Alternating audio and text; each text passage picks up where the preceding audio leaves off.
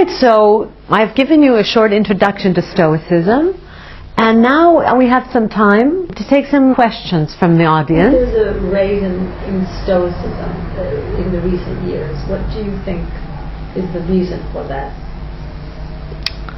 Well, as I was saying in the introduction, quite simply, a lot of people are moving away from religion. All right, ever since World War II, with the rise of science and facts, faith has gone down.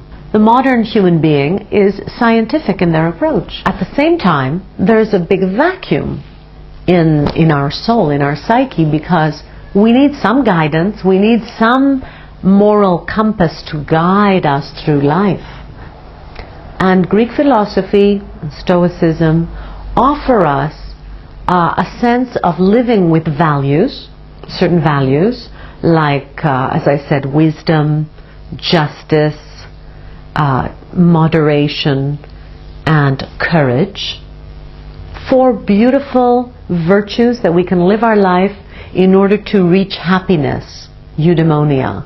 So, with religion out of the equation, modern man has been left to live according to virtues, values. High values can give us an equally fulfilling life and a path to happiness, to find happiness, because that's the point of we all want. That's what religion has served all these years, is to give people a path to happiness, right? A path to live their life. And I believe that it can also, as I said, many religions have integrated the ancient Greek values. So you do find these 4 virtues in Christianity. You even find it in Islam, you find it in Buddhism.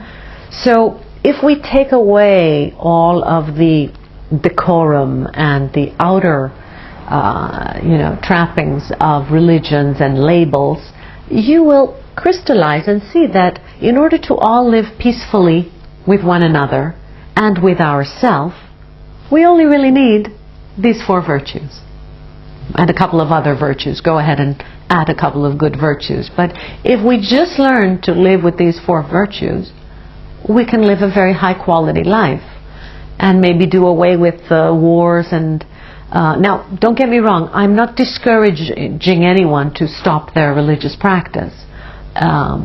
You simply asked me why modern man is turning to their roots, and especially Western man, if you like, is turning back to their own Western roots. Yes, please. When it comes to personal relationships, let's suppose I'm in a difficult relationship. There are many exhausting arguments, and the situation even causes me anxiety. But there's also love and a lot of good memories. How can I use my logic and control my emotion and recognize that this is toxic and I have to let go of that and accept the fact that the loss and the breakup will also cause me emotional pain? How can I, find the balance between logic and the acceptance of the emotional pain of losing someone because he's not good for you anymore? Okay, that's a very good question. Listen, there's actually 2 things you can do. You can decide to stay in this relationship and practice your Stoic principles and your Stoic way of apatheia and detachment, and use it as a something where you're going to be practicing your belief, your way of life.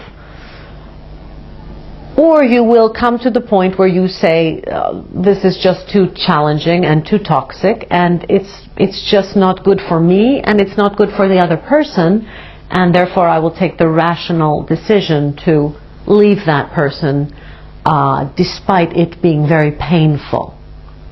So you can apply reason and logos, as is the main aspect of Stoicism. You can apply reason within the relationship while you're having an argument, or you can apply reason to break away and start a new life.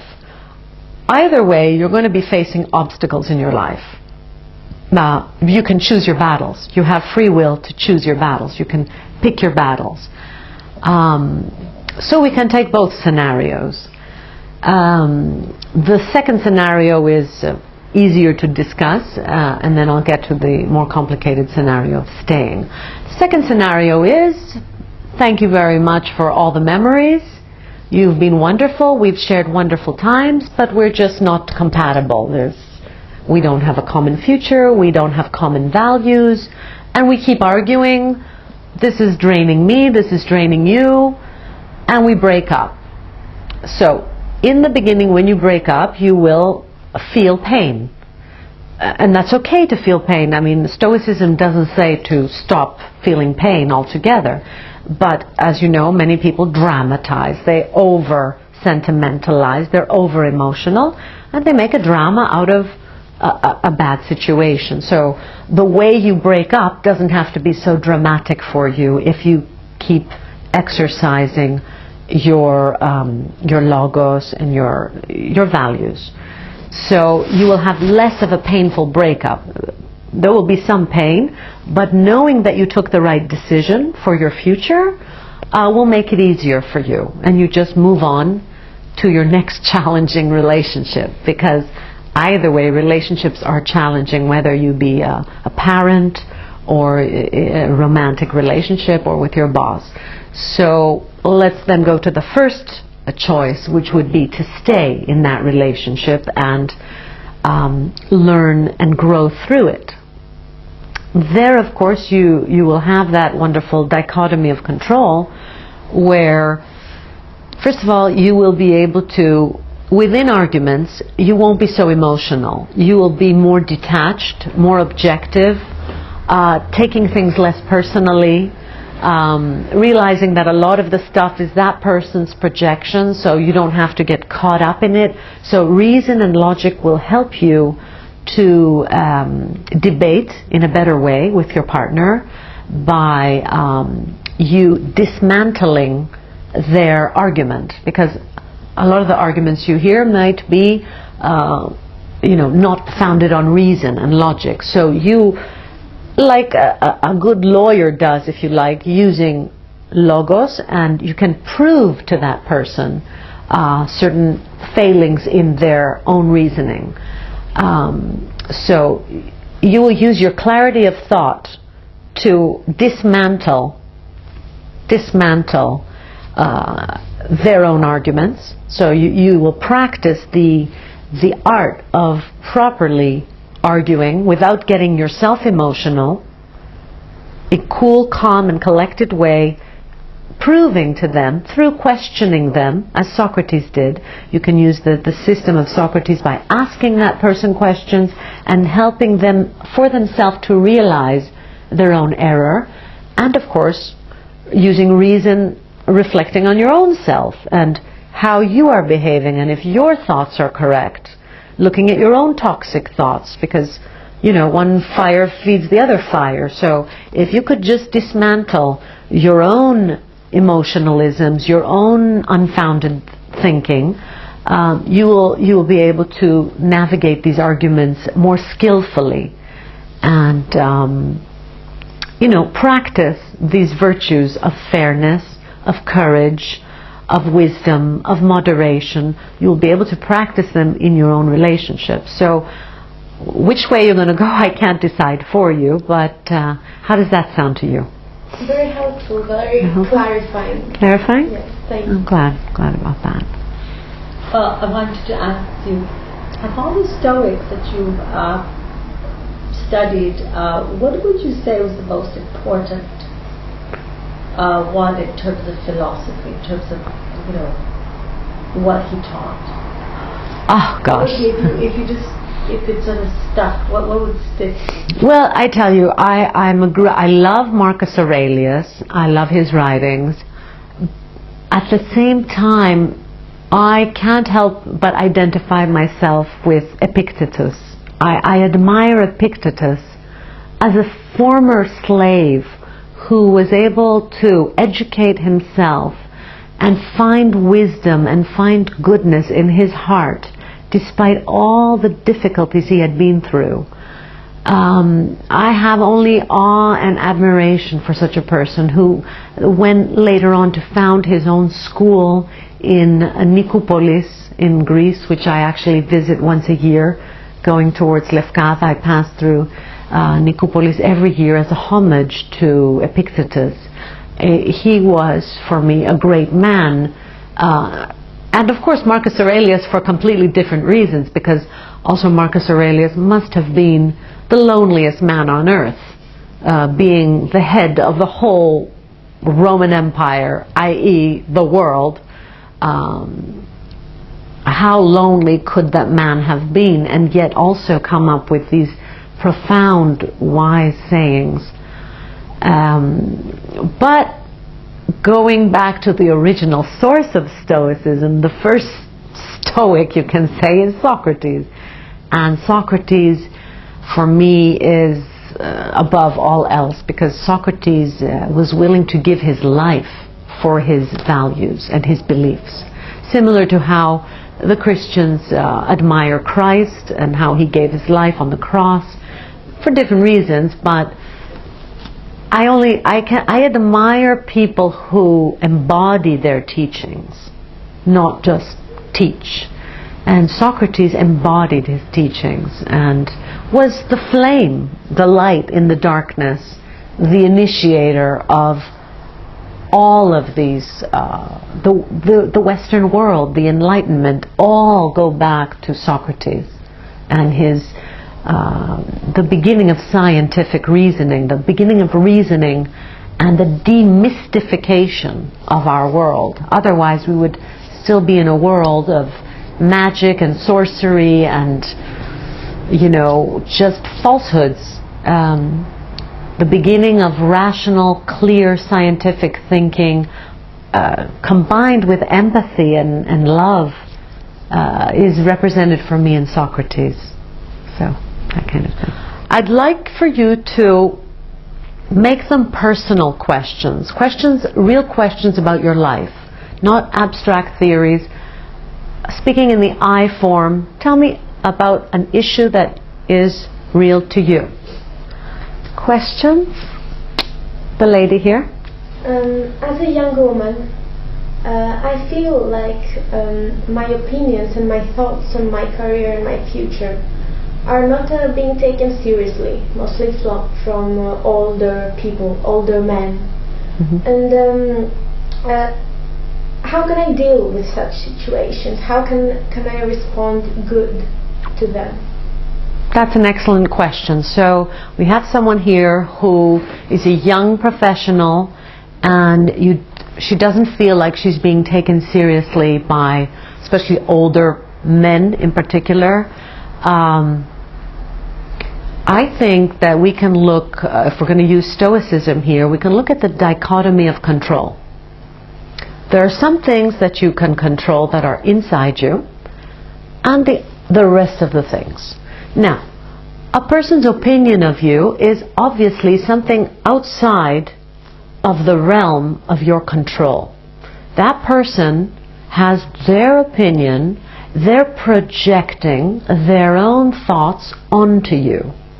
They're projecting the way they treat themselves, the way they talk to themselves, in the world that they've been brought up. You mentioned older men, they've been brought up in a world where men, they come from a patriarchy, they come a place and they see a young woman and they don't understand that, you might be the next Prime Minister of Greece.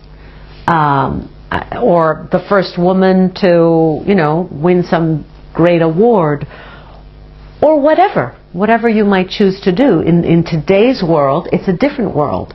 But they are still walking around with that cinema, with their own projections. View people as a projection. They're projecting whatever's in their head onto the world. They're not seeing what's in front of you.